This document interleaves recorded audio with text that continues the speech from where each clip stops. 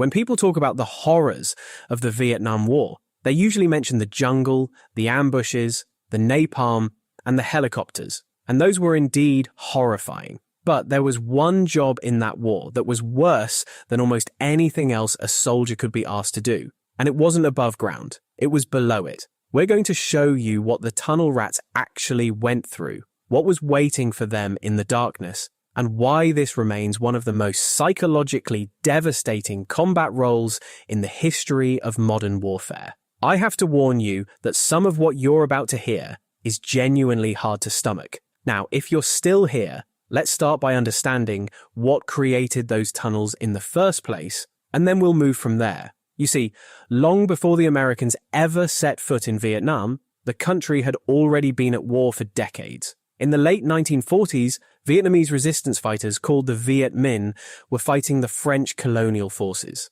The French had tanks, artillery, and air support. The Viet Minh had almost none of that, so they did what guerrilla fighters have always done when outgunned. They found ways to disappear. In the countryside northwest of Saigon, in a district called Cu Chi, local fighters began digging crude hiding holes in the hard laterite clay. Simple pits where a man could crouch after an ambush and wait for French patrols to pass. Nothing sophisticated, but the idea worked, and that mattered. Because when the French left in 1954, the digging didn't stop. It accelerated. By the time American combat troops arrived in the mid-1960s, the tunnel network in Cu Chi alone stretched over 150 miles. And these weren't just crawl spaces. The Viet Cong had built an entire underground world. Hospitals with operating rooms, weapons factories, command centers, kitchens with ventilation systems so clever that cooking smoke was dispersed through termite mounds so it couldn't be spotted from the air. Some sections went 3 levels deep,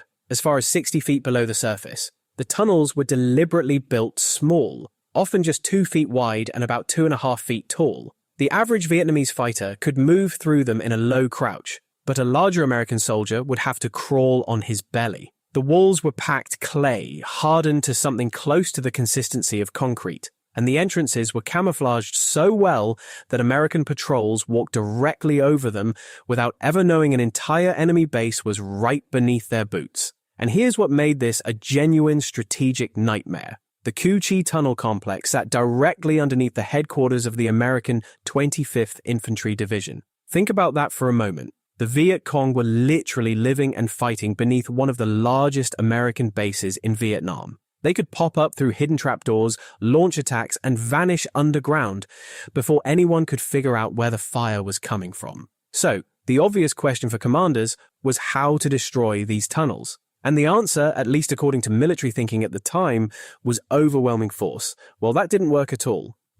They pumped tear gas into the entrances. Useless because the Viet Cong had built water-sealed traps and sharp turns that contained the gas to small sections. They sent specially trained dogs down. The dogs panicked in confined spaces and couldn't avoid the booby traps. They flooded entrances with water. The Viet Cong had designed drainage systems and U-bends specifically to prevent that. They dropped 750-pound bombs. Even direct hits had no effect on tunnels buried 40 or 50 feet underground. The labyrinth had been built over 20 years to survive exactly these kinds of attacks. And it did.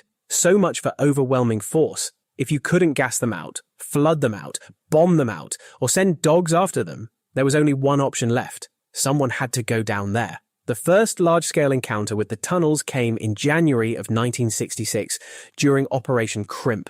8,000 American and Australian troops swept into the Hobo Woods searching for a suspected Viet Cong headquarters. They found tunnels everywhere but had no idea how to deal with them. Soldiers who went down were untrained, and many casualties came from accidents rather than enemy contact. It was during this operation that an Australian officer named Sandy McGregor led his engineers into the tunnels and called them tunnel ferrets. An American journalist changed the name to tunnel rats, and it stuck. After Operation Crimp, the military realized it needed specialists. Captain Herbert Thornton of the 1st Infantry Division organized the first dedicated tunnel rat teams in 1966. He understood this job required a very particular type of soldier. You needed men who were small enough to fit, typically 5'5" or shorter, but physical size was only the beginning. As Thornton put it, a tunnel rat had to have an inquisitive mind, a lot of guts, and a lot of real moxie in knowing what to touch and what not to touch to stay alive, because you could blow yourself out of there in a heartbeat. Now, before we get into what happened inside those tunnels, take a look at what these men actually carried. A standard infantryman in Vietnam hauled 60 to 80 pounds of gear. A tunnel rat stripped all of that off and went underground with a pistol, a flashlight, and a knife. That was it. The choice of pistol became its own debate. The standard 45 caliber Colt was powerful, but its muzzle blast in a 2-foot wide tunnel would leave you temporarily deaf and blind from the flash. So many tunnel rats switched to a 38 caliber revolver with a suppressor. Some carried sawed-off shotguns. Others went down with nothing but a knife, preferring to work in complete silence. And here's something most people don't realize. Tunnel rats gave up things every other soldier took for granted. They didn't smoke, didn't drink, didn't chew gum, and didn't eat American food before going underground. The Viet Cong could literally smell an American coming through the tunnels. The combination of soap, tobacco, and Western diet created a scent that was completely different from Vietnamese fighters who lived on rice and fish sauce. Some rats, like Nicholas Sanza, went even further. He wore Viet Cong black pajamas, ate only Vietnamese food, and stopped showering for weeks. He learned, as he described it, to hear with my eyes and see with my ears. Now, this is where things get truly dark, because those tunnels weren't just dark and cramped. They were specifically designed to kill anyone who entered them. The most basic traps were punji stakes, sharpened bamboo coated in feces or poison, placed at tunnel entrances so anyone who dropped down without checking would be impaled through the feet. But those were just the beginning. Grenades were wired to tripwires stretched across the tunnel floor. In the absolute darkness, a tunnel rat would be feeling his way forward inch by inch, and one wrong touch could detonate a grenade in a space where there was no room to run and no room to take cover. You were in a tube 2 feet wide and the explosion would be right there with you. Then there were the snakes. The Viet Cong tethered venomous snakes inside the tunnels as living booby traps. Bamboo pit vipers were common, but the most feared was the crate, which soldiers called the 2-step snake, because of the belief that after being bitten, you take 2 steps before dying. Tripwires release these snakes from bamboo tubes hidden in the walls, dropping them directly onto a crawling soldier in a space too tight to dodge. There were also rigged boxes of scorpions. Lieutenant Jack Flowers described one of his men getting stung and coming out screaming, refusing to ever go underground again. And there was another weapon that doesn't get talked about enough. The spike ball, a concrete or clay ball weighing roughly 40 pounds covered in barbed iron spikes, rigged to swing down the tunnel when a tripwire was triggered. In a space where you're crawling with your face a foot off the ground, a spiked ball swinging toward you is about as close to medieval warfare as the 20th century ever got. But the traps weren't even the worst part. The Viet Cong fighters themselves waited in the darkness. The tunnels twisted every few feet in zigzag patterns so a bullet wouldn't travel far. A tunnel rat could see no more than a few feet ahead, and using a flashlight made you a perfect target. Viet Cong fighters rarely surrendered. They waited in silence at corners or behind trapdoors between levels, and the first warning was usually a muzzle flash in your face. Hand-to-hand fighting happened at inches. The knife became essential for the kind of killing where a pistol might not even have room to be aimed. Once inside, you were on your own. There was no radio communication underground because signals couldn't penetrate the clay. No air support, no artillery, no medevac. The tunnels were pitch black, suffocatingly hot, often over 100 degrees with humidity so thick the air felt like it had weight. And the smell was something veterans described as a mixture of damp earth, rotting vegetation, and something chemical they could never quite identify. If something went wrong down there, the only people who could help you were other tunnel rats willing to come in after you through the same darkness and the same traps. Now, let me tell you about some of the men who did this job. Sergeant Robert Batten, known as Batman, served 3 tours, volunteering for 2 extra deployments specifically to keep going into the tunnels. His team of 8 men from the 1st Infantry Division became so effective that Batten was placed on the Viet Cong's top 10 most wanted list. He was the only sergeant on it. The rest were generals. Batten's rules were absolute. No rank underground. Never fire more than 3 shots.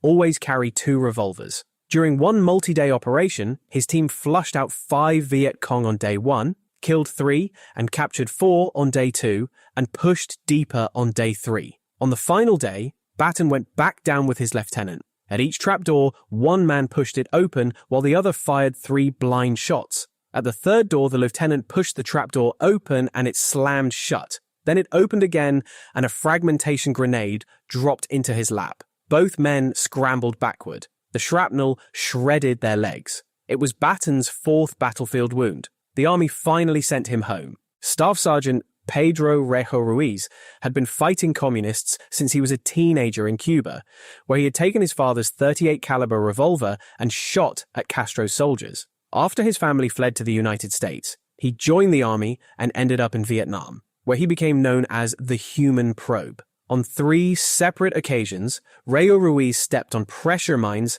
that miraculously failed to detonate. Each time, instead of thanking his luck and walking away, he dug the mine up and disassembled it himself to understand how it worked. He went down tunnels that were known to have Viet Cong hiding in them, particularly when another tunnel rat had been wounded during clearing. He was one of the few tunnel rats to survive the war, and only after being seriously wounded. Sergeant Jim Knight volunteered because his unit's tunnel rat was in bad mental shape, and he wanted to give the man a break. Once, crawling about 15 feet underground, his fingers touched something unfamiliar. Then he heard the snap of a grenade's firing pin. He had tripped a wire. The grenade was in a hole in the wall right next to him. He stayed put, flipped on his flashlight and saw it sitting there with the pin pulled and the spoon released. He stared at it for close to an hour. It was a dud. Knight could not force himself into a tunnel for a month after that. And even when operations succeeded, the tunnels usually survived.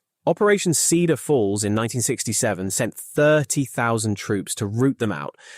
They destroyed significant sections, but the tunnels Americans missed were used to launch the Tet Offensive the following year. It wasn't until B-52s dropped delayed fuse bombs that penetrated deep into the earth that the Cu Chi complex was finally crippled. A labyrinth that took 20 years to build took 5 years to destroy. The tunnel rats had one rule above all others. No rat, wounded or dead, was ever left inside a tunnel. If a man went down and didn't come back up, others went in after him. That was the bond that held the whole thing together. Only about 100 dedicated tunnel rats served at any given time. Veteran Jim Marrett wrote that during one period, 36 of his company were killed and around 200 wounded, a casualty rate of 33%, 1 in 3. After the war, many could never leave the tunnels behind. The prolonged exposure to darkness, confinement, and the constant expectation of death left psychological scars that decades of civilian life couldn't erase.